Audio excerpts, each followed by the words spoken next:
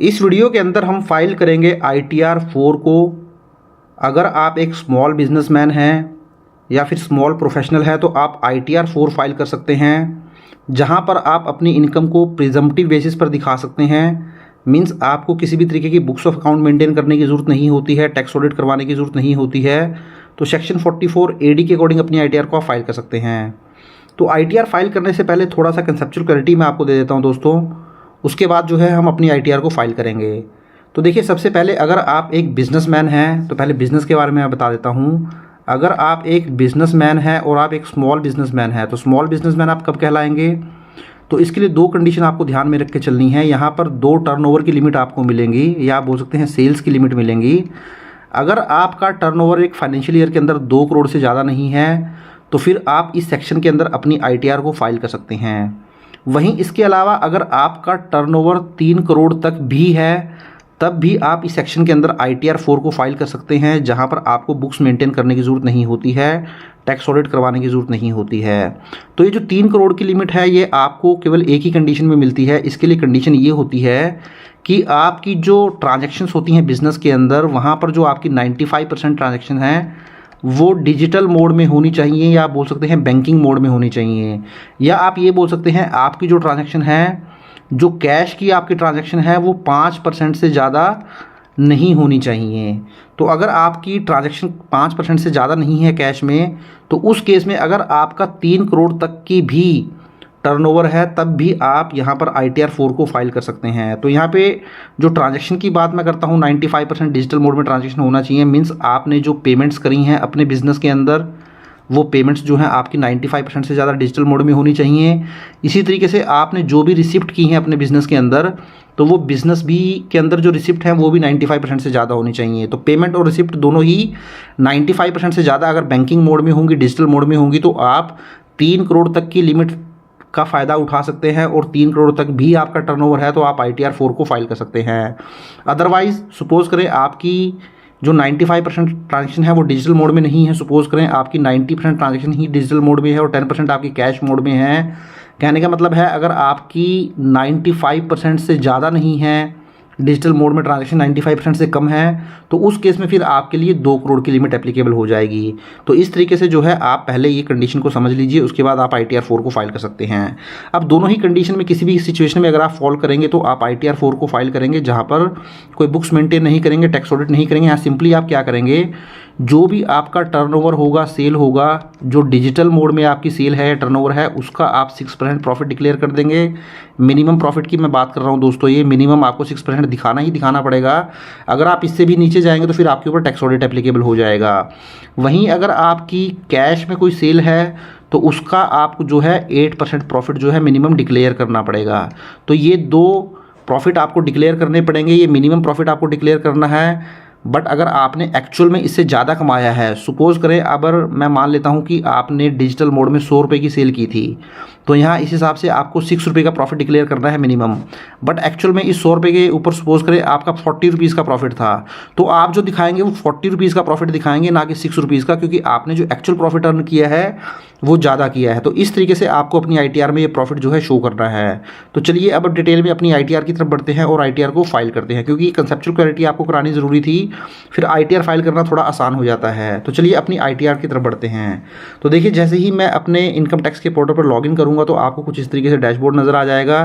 अगर आप first time अपनी ITR को फाइल कर रहे हैं तो आपको लॉगिन ID क्रिएट करना पड़ेगा। वो कैसे कर सकते हैं इसके ऊपर भी ऑलरेडी मैंने डिटेल में वीडियो बनाया है, उस वीडियो का लिंक मैं नीचे डिस्क्रिप्शन में दे दूंगा, आप जाएं और देख लें। तो पहले आप लॉगिन ID क्रिएट कर लें, और क्रिएट कर चुके होंगे तो जब लॉगिन ID आपका बन जाएगा, आप लॉगिन कर लेंगे तो इस तरीके से आपको पेज नज़र आ जाएगा। तो अपनी ITR को फाइल करने से पहले दोस्तों सबसे पहले आप अपना AIS जरूर चेक कर लें, मीन्स एनुअल इन्फॉर्मेशन स्टेटमेंट को ज़रूर चेक कर लें। अपना 26AS जरूर चेक कर लें। तो 26AS कैसे चेक कर सकते हैं इसके ऊपर भी ऑलरेडी मैंने डिटेल में वीडियो बनाया है, उस वीडियो को भी आप देख सकते हैं, जहाँ पे आपको कंप्लीट आइडिया लग जाएगा कि टोटल TDS की रिडक्शन आपकी कितनी हुई है। और एनुअल इन्फॉर्मेशन स्टेटमेंट में आपकी सारे ही ट्रांजैक्शन आपको नज़र आ जाएंगे। तो जैसे AIS है, इसके ऊपर मैं क्लिक करूँगा, प्रोसीड करूँगा, उसके बाद देखिए दोबारा आपको AIS नज़र आ जाएगा, इसके ऊपर क्लिक कर दीजिए।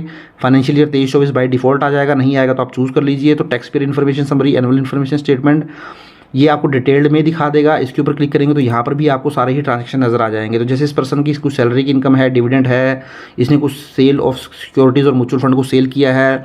तो यहाँ पर मैं इसके हिसाब से अपनी ITR फाइल नहीं कर रहा हूँ, क्योंकि इसके हिसाब से तो इसको ITR 4 फाइल करनी ही नहीं बनती है, ये ITR 2 फाइल करेगा। बट ये मैं आपको एक डेमो ही दिखा रहा हूँ सिंपली।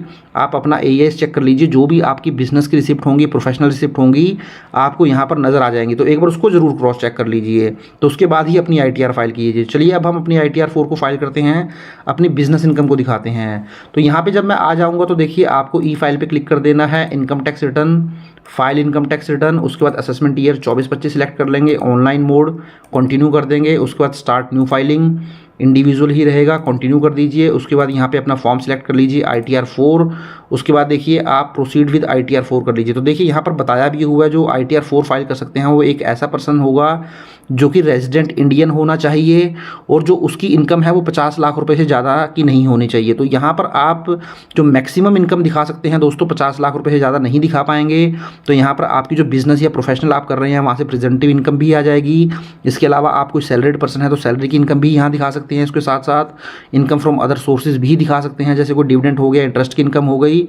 तो यहाँ पर ये सारी इनकम आप दिखा सकते हैं। हाँ, कैपिटल गेन से अगर आपको कोई इनकम है तो वो आप यहाँ पर नहीं दिखा पाएंगे, क्योंकि कैपिटल गेन के लिए ITR 3 फाइल करनी पड़ेगी या फिर ITR 2 फाइल करनी पड़ती है। तो उसके बाद देखिए दोस्तों आप प्रोसीड विद ITR 4 कर दीजिए, लेट गेट स्टार्टेड कर दीजिए। उसके बाद देखिए यहाँ पर आपको कुछ ऑप्शन दिए हुए हैं। अगर आप ओल्ड टैक्स रिजीम के अंदर ITR फाइल करते हैं और आपकी इनकम 2.50 लाख या 3 लाख से ज़्यादा है, अगर आप सीनियर सिटीजन हैं तो 3 लाख, तो ये वाला ऑप्शन चूज़ कर लेंगे। न्यू टैक्स रिजीम में ITR फाइल कर रहे हैं तो वहाँ पर बेसिक एग्जेम्पशन लिमिट 3 लाख की होती है, तो आपकी इनकम 3 लाख से ज़्यादा, तो ये वाला ऑप्शन चूज़ कर लेंगे। अगर आपकी इनकम 3 लाख या 2.50 लाख से ज़्यादा नहीं है तो आप यहाँ पर देख लीजिए, अगर फॉल करते होंगे इन सिचुएशंस के अंदर तो यहाँ पर चूज़ कर लीजिए कोई भी ऑप्शन। अगर यहाँ पर भी फॉल नहीं करते तो अदर का ऑप्शन चूज़ कर लीजिए। तो हमारी जो इनकम है वो 2.50 लाख से ज़्यादा रहेगी, तो इसलिए मैं ये वाला ऑप्शन चूज़ कर लेता हूँ और कंटिन्यू कर देता हूँ। तो देखिए इसको आप ओके कर दीजिए। उसके बाद आप इस पेज पर आ जाएंगे। तो ऐसे करके आपको ये सारे ही जो टैब हैं एक एक करके कंफर्म करते चले जाना है। तो सबसे पहले आपकी पर्सनल इन्फॉर्मेशन आ जाएगी, इसके ऊपर क्लिक कर दीजिए। तो यहाँ पे आपका प्रोफाइल आ जाएगा, जहाँ पे नाम वगैरह आपका आएगा, डेट ऑफ बर्थ या कॉन्टैक्ट डिटेल। अब नेचर ऑफ एम्प्लॉयमेंट बहुत ही इंपॉर्टेंट है, तो यहाँ पे आपको अपने अकॉर्डिंग जो है नेचर ऑफ एम्प्लॉयमेंट ले लेना है। अगर आप सेंट्रल गवर्नमेंट की एम्प्लॉई हैं, स्टेट गवर्नमेंट है, पब्लिक सेक्टर अंडरटेकिंग है, क्योंकि मैंने आपको बताया था दोस्तों आप अगर एक सैलरीड पर्सन है तब भी आप इस ITR को फाइल कर सकते हैं। तो अगर आप सैलरीड पर्सन है, साथ में आपका कोई बिजनेस है, प्रोफेशन है, तो आप इस ITR को फाइल कर सकते हैं। तो इसलिए आपको नीचे आ जाना है। तो बिजनेस इनकम के केस में या फिर आप सैलरीड पर्सन है और प्राइवेट कंपनी में जॉब करते हैं, mean central government state government employ नहीं है, तो आप अदर्स का ऑप्शन जो है चूज़ कर सकते हैं। तो अदर ऑप्शन चूज़ कर लीजिए। ये बाय डिफ़ॉल्ट 139(1) में ITR फाइल होगी, आप इसको छोड़ दीजिए, थोड़ा सा नीचे आ जाइए। अब देखिए मोस्ट इंपॉर्टेंट पॉइंट दोस्तों ये वाला है। अब यहाँ पर एक इस ईयर से एक नया ऑप्शन जो है गवर्नमेंट ने आपको दे दिया है। यहाँ पर देखिए नो का ऑप्शन यहाँ पे लगा हुआ है।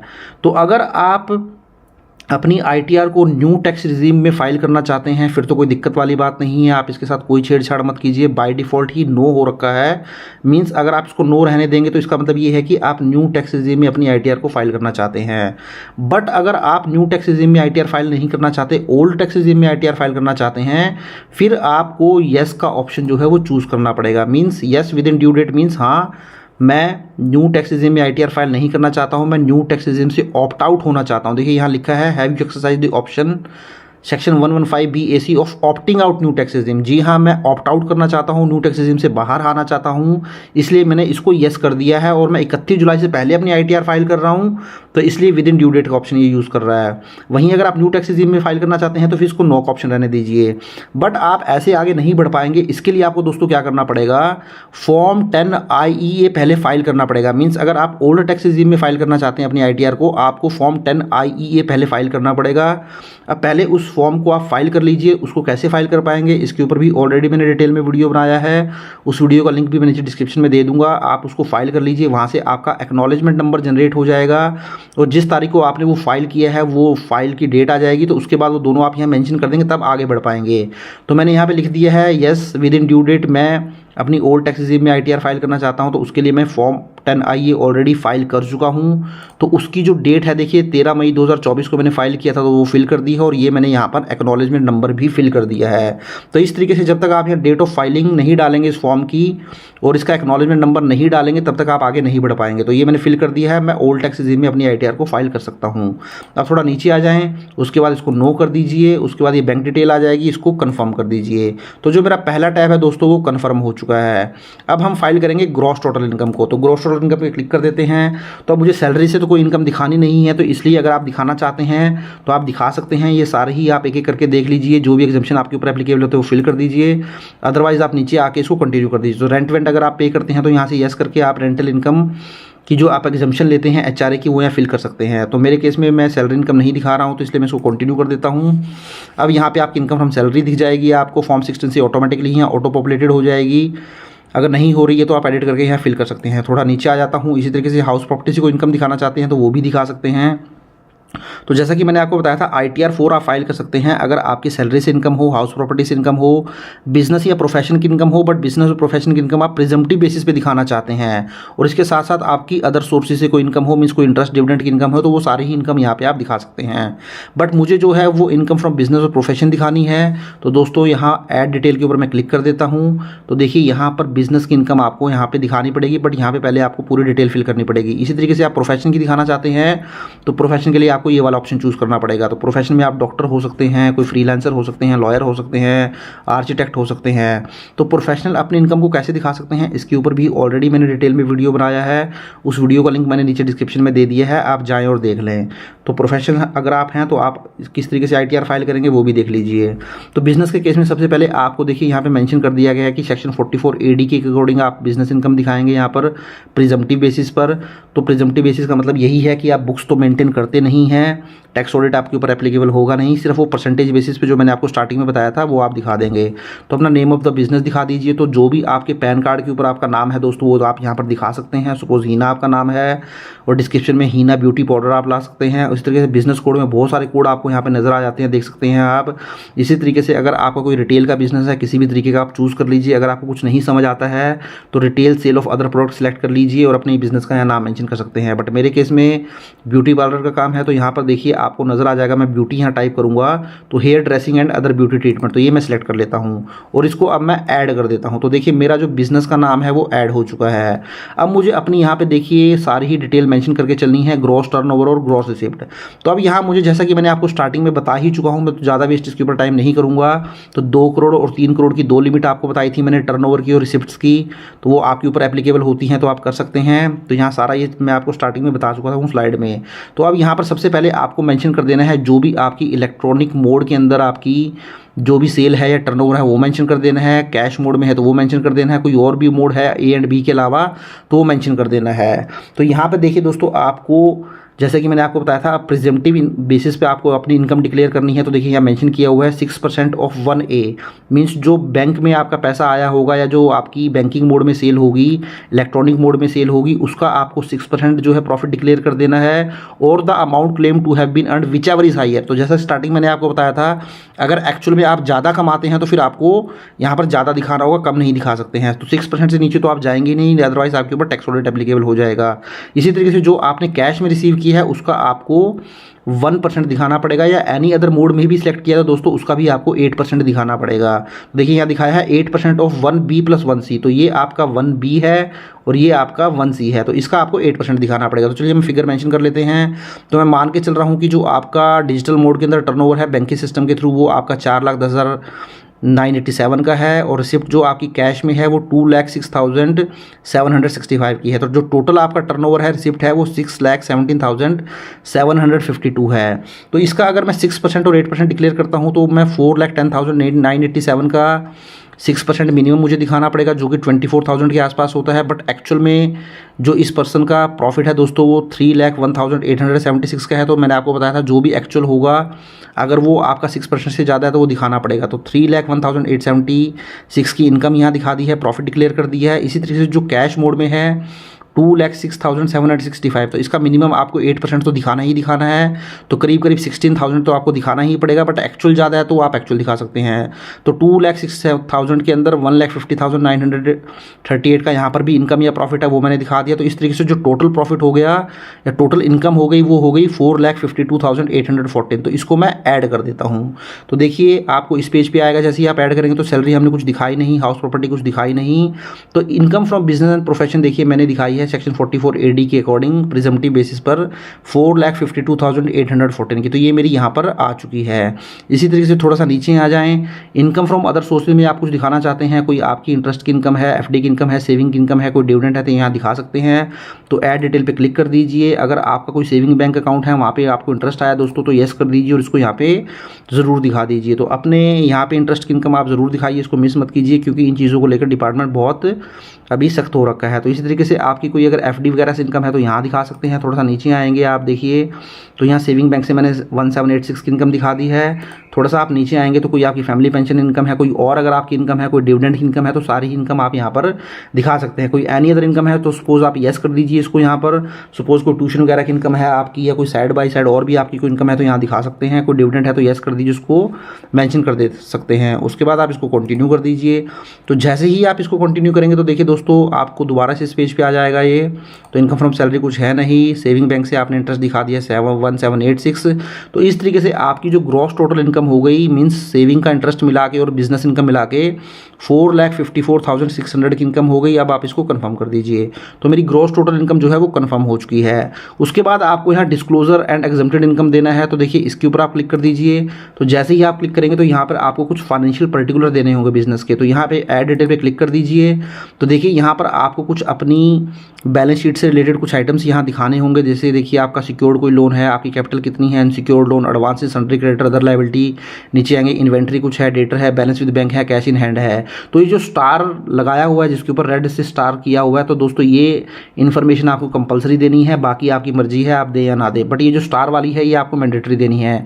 तो चलिए सारी इन्फॉर्मेशन फिल कर लेते हैं। तो सन्ड्री क्रेडिटर मैंने दिखा दी है 3456 के, इन्वेंट्री मैंने दिखा दी है 18,765 की, सन्ड्री डेटर भी कुछ दिखा दी है 6543 के, और कैश इन हैंड 9876 का। तो ये इन्फॉर्मेशन यहाँ मेंशन कर दी है। मैंने केवल वही इन्फॉर्मेशन दिखाई है जो कि मैंडेटरी है, जो कि स्टार लगा हुआ है। तो थोड़ा सा नीचे आ जाएं, अब इसको ऐड कर दीजिए। तो जैसे ही आप ऐड करेंगे तो देखिए आपकी इस साइड कुछ आपको लायबिलिटीज़ दिख जाएगी, कुछ एसेट दिख जाएंगी। तो टोटल कैपिटल एंड लायबिलिटीज़ हो गई, टोटल एसेट्स हो गई। तो ये आपकी आ गई है इस तरीके से। तो थोड़ा सा नीचे आ जाएं तो देखिए यहाँ पर information regarding turnover gross receipt reported for GST। तो ध्यान रखिए दोस्तों, अगर आप बिजनेस करते हैं और आपका टर्नओवर 40 लाख रुपए क्रॉस कर जाता है साल का, तो फिर उस केस में आपके लिए GST नंबर लेना मस्ट हो जाता है। तो अगर आपने ऑलरेडी GST नंबर लिया हुआ है तो यहाँ पर आपको GST के अकॉर्डिंग जो भी आपने GST की अपनी ITR फाइल की है, GSTR 1 वगैरह, वहाँ से आपने जो टर्नओवर मेंशन किया है तो उसकी डिटेल भी यहाँ पर आपको देनी पड़ेगी। तो ध्यान रखें, जो आपने ऊपर टर्नओवर मेंशन किया है जहाँ पर हमने 6% और 8% की कैलकुलेशन कर रही थी, अगर आपके पास GST नंबर है क्योंकि आपकी सेल जो है वो 40 लाख से ज़्यादा है एक साल की, तो उस केस में आपका जो टर्नओवर आप यहाँ मेंशन करेंगे या रिसिप्ट दिखाएंगे वो आपकी उस वाली सेल जो आपने ऊपर दिखाई है उससे मैच होना चाहिए। तो ये चीज़ आप ध्यान में रख के चलें। इसी तरीके से अगर कोई आपकी एग्जम्प्टेड इनकम भी है तो ऐड डिटेल करके आप उसको ऐड कर सकते हैं। अब मैं इस डिटेल को कंफर्म कर देता हूँ। तो देखिए मेरा ये भी कंफर्म हो चुका है शेड्यूल। अब मैं टोटल डिडक्शन पे आ जाता हूँ। तो डिडक्शन पे जैसे ही मैं आऊँगा तो देखिए बहुत सारे डिडक्शन यहाँ आपको दिख जाएंगे। सेक्शन 80GG कोई डोनेशन आपने दी है, 80U डिसेबिलिटी। थोड़ा सा नीचे आ जाएंगे तो मोस्ट फेमस डिडक्शन दोस्तों 80C के अंदर मिलती है, जहाँ पर आपको बहुत सारी इन्वेस्टमेंट आप करते हैं, कोई LIC पे करते हैं, PPF में पैसा डालते हैं, 5 साल की FD ले लेते हैं, बच्चों की ट्यूशन फीस हो जाती है, होम लोन प्रिंसिपल हो जाता है।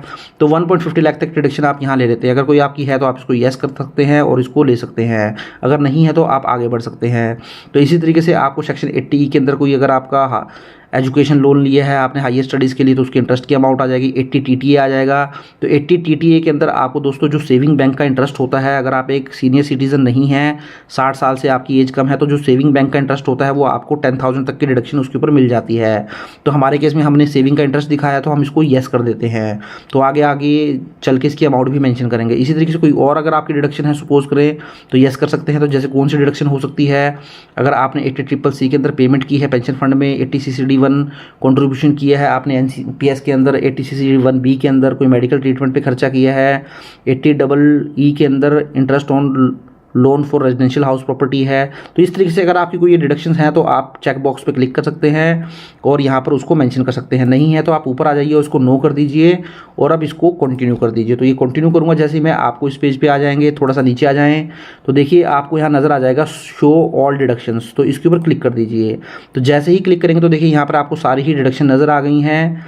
तो थोड़ा सा आप नीचे आएंगे तो देखिए यहाँ पर आपको 80 TTA interest on saving bank account नज़र आ जाएगा। तो इसके ऊपर आप क्लिक कर दीजिए और इसको ऐड कर दीजिए। तो जैसे ही आप ऐड करेंगे तो देखिए दोस्तों जितना भी इंटरेस्ट आपने वहाँ पर दिखाया है मैक्सिमम 10,000 तक की डिडक्शन आपको मिल जाती है।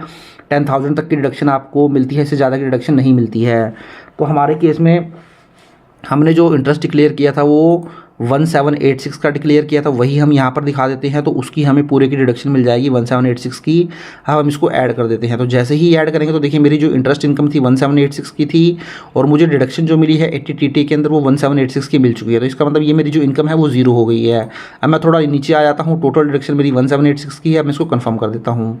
तो देखिए टोटल डिडक्शन का टैब भी मैंने कन्फर्म कर दिया है। अब थोड़ा मैं और नीचे आ जाता हूँ, टैक्स पेड के ऊपर क्लिक कर देता हूँ। तो जैसे ही टैक्स पेड के ऊपर क्लिक करूँगा किसी भी तरीके की TDS की डिडक्शन नहीं है, नीचे आ जाएँ, इसको कंफर्म कर दें। उसके बाद थोड़ा और नीचे आएंगे तो देखिए टोटल टैक्स लायबिलिटी आपको नजर आएगी, इसके ऊपर क्लिक कर दीजिए। तो यहाँ पे आपकी पूरी इनकम का ब्रेकअप दिखा देगा। टोटल इनकम आपकी 454 थी, 1786 की आपकी डिडक्शन थी। तो आपकी जो टोटल इनकम आ गई वो 4,52,810 आ गई। उसके ऊपर ओल्ड टैक्स रिजीम के ऊपर देखिए दोस्तों जो टैक्स कैलकुलेट किया है ओल्ड टैक्स रिजीम के अकॉर्डिंग 10,141 का जो है टैक्स यहाँ पर कैलकुलेट किया है। तो मेरी इनकम जो है 5 लाख से ज़्यादा नहीं है।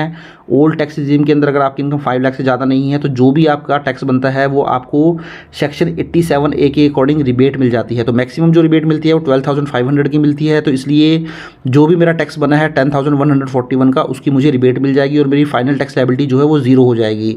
तो देखिए मेरा टैक्स था 10,141, रिबेट मिली मुझे 87A के अकॉर्डिंग 10,141 की, और जो टोटल पेबल हो गया मेरा टैक्स पेबल आफ्टर रिबेट वो जीरो हो गया। तो आप नीचे आ जाएं, इसको भी कंफर्म कर दें, total tax fee and interest आपका जीरो है।